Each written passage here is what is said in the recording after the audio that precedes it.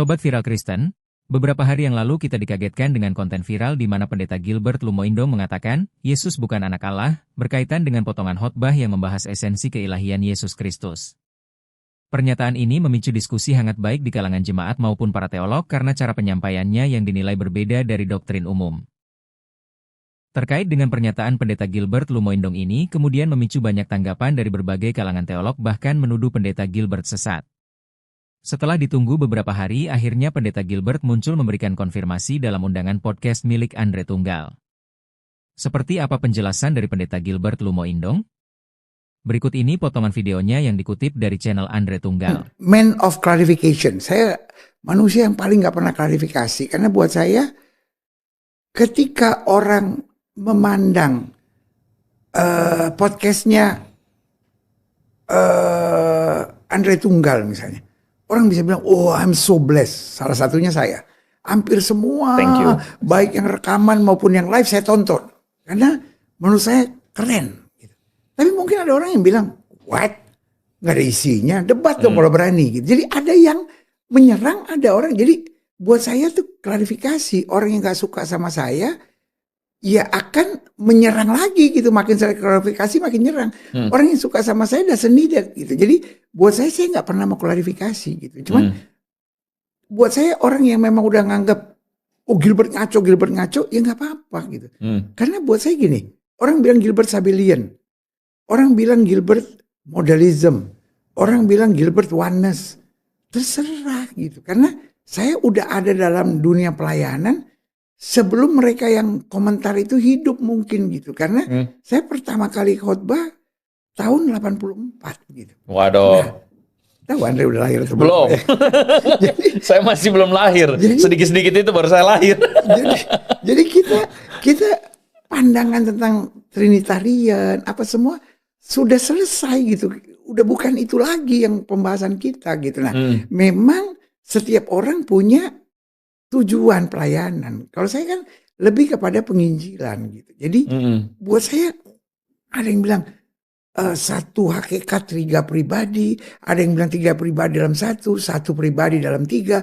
Nah itu kan semua sebetulnya istilah gitu. Tapi kitanya tahu dia tuh satu dalam tiga pribadi udah gitu. Nah tinggal saya ingat misalnya banyak teman-teman kita yang sebetulnya pandangan Trinitariannya benar gitu. Cuman ketika mencontoh gitu, dia memberi contoh ya seperti matahari, panasnya, hangatnya, dan sinarnya. Tapi itu yang dipakai Sabellian gitu. Nah kita tanya sama dia, are you Sabellian? Enggak, cuman saya salah ucap aja atau saya salah menganalogikan aja. Tapi sebetulnya sih pandangannya udah jelas. Tapi ya seperti saya bilang, kalau saya dibilang sama orang, oh Gilbert tuh orang Papua ya gitu. Ya kan saya nggak usah bilang, saya Manado gitu. Ya kalau orang mau bilang Papua ya saya mau bilang apa gitu. Orang mau bilang Gilbert Jawa ya gitu.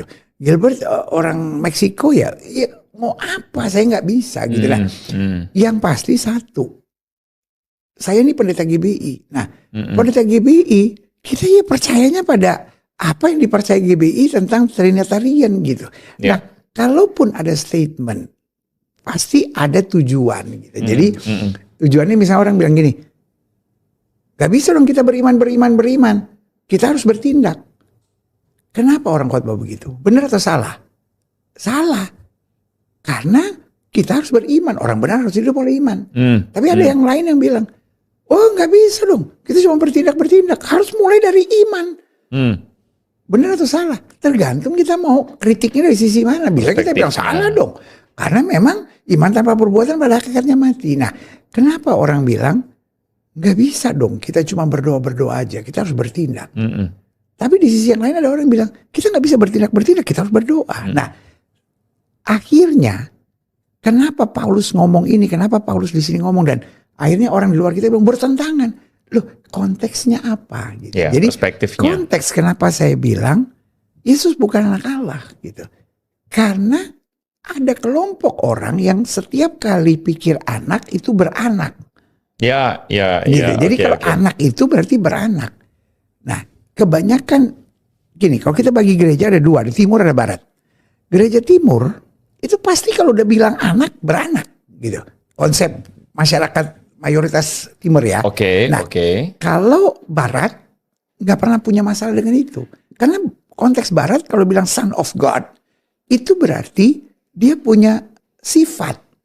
Dia punya karakteristik gitu. Nah, itu sebabnya kebetulan saya lagi mengupas serial khotbah 33 kesamaan pengajaran dasar Paulus dan Yesus. Nah, dasar pembahasan itu karena terlalu banyak sindiran pada orang Kristen yang bilang, Kristen itu hanya ikut Paulus, kita ikut Yesus gitu. Nah, saya sedang menjelaskan kepada jemaat konteks itu gitu. Sehingga saya memakai istilah yang dipercaya oleh mayoritas bahwa Yesus itu anak Allah, berarti dia beranak gitu. Nah, ingat, Yesus bukan lahir, tapi dia turun.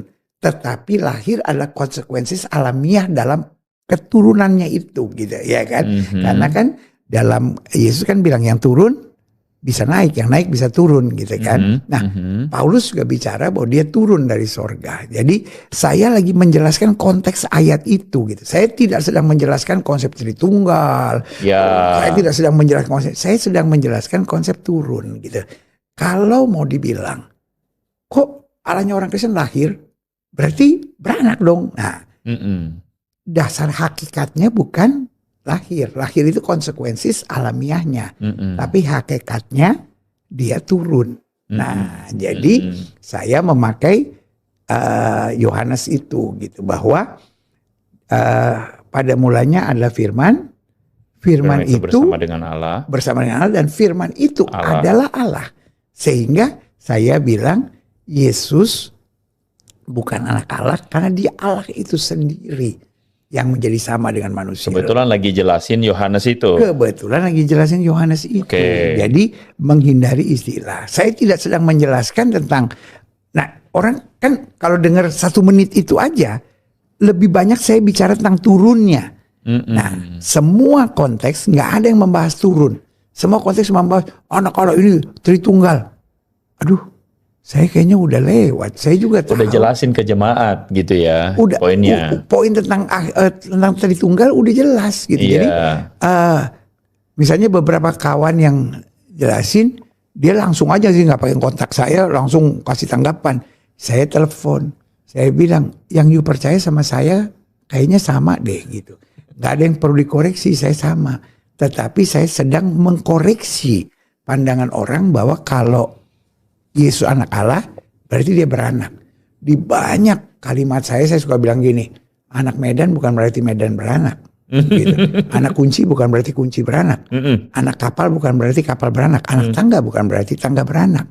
Tetapi dia tidak bisa dipisahkan. Nah itu udah saya lewati. Udah lewat berkali-kali. Nah sekarang saya lagi menjelaskan. Nah itu aja sebetulnya. Jadi waktu saya bilang anak Allah, saya sih ada temen yang saya ajak diskusi, dia bilang, mungkin cuma ada satu kata yang lewat.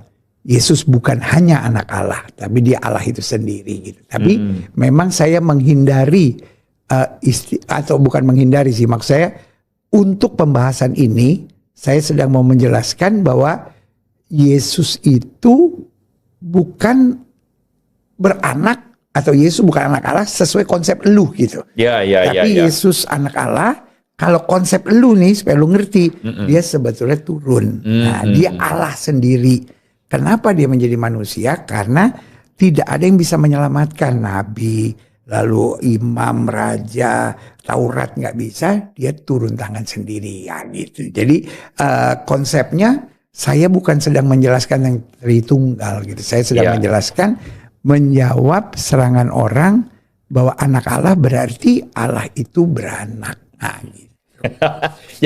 jadi memang konteks ini kalau tidak dipahami orang wajar salah tangkap begitu, Pastor. Ya dalam arti ya biasalah orang kan suka melihatnya sepotong-sepotong. Nah mungkin untuk supaya membantu teman-teman, siapa tahu ada di antara Anda yang mungkin tidak tahu, kira-kira video yang diambil tuh begini, yang kira-kira akan membuat orang salah paham begitu ya. Silakan kita dengarkan. Yesus bukan anak Allah, karena dia Allah itu sendiri. Tetapi karena dia Allah yang mengosongkan diri, kata Filipi bilang, maka dia disebut anak Allah. yang untuk seketika, kata Ibrani bilang, dibuat lebih rendah daripada Allah. Supaya dia dapat menanggung dosa dunia. Jadi istilah Yesus lahir bukan hakikat. Itu hanya cara turunnya mengosongkan diri menjadi sama dengan manusia. Makanya istilah Yesus lahir hanyalah konsekuensi alamiah kedatangan ke dunia sebagai manusia. Namun kebenarannya, hakikatnya adalah Yesus turun dari sorga. Dan satu-satunya cara, karena dia Allah yang penuh kemuliaan, satu-satunya cara dia bisa ada di dunia yang penuh dosa ini, dia harus kosongkan dirinya. But he is ready to do anything to save us. We are on his mind. Dia tahu kita sedang menuju pada kebinasaan. Dan dia mengerti betul hanya darah yang bisa menebus dan menyelesaikan dosa kita. Katakan amin. Amin. Tutup dulu. Iya. Itu jadi yang tekanan saya sebetulnya turunnya gitu ya kan. Iya. Karena misalnya istilah gini, kita nggak boleh ngucapin selamat Natal. Karena Natal itu berarti kelahiran. Masa Allah lahir gitu. Nah itu hal-hal itu sebetulnya sedang saya jawab gitu. Nah tapi kemudian diarahkan kepada bagian lain. Karena saya percaya bahwa pemberitaan firman seringkali harus sesuai dengan konteksnya. Misalnya gini, istri itu jangan galak-galak pada suami gitu. Kalau ada pendeta bicara begitu, pasti dalam kondisi di jemaat itu ada banyak istri demikian. Tapi ada khotbah lagi, suami itu nggak boleh kasar sama istri karena konteksnya di jemaat itu, ya kan. Misalnya saya khotbah di Indonesia Timur. Indonesia Timur kan memang begitu, banyak suami mabuk misalnya. Tapi kalau nggak daerah pemabuk, kita ngomong mabuk, nggak nyambung. Mabuk, gitu. Bagaimana Sobat Viral Kristen? Apakah penjelasan Pendeta Gilbert ini sudah bisa menjawab polemik konten viralnya? Share pendapatmu di kolom komentar ya.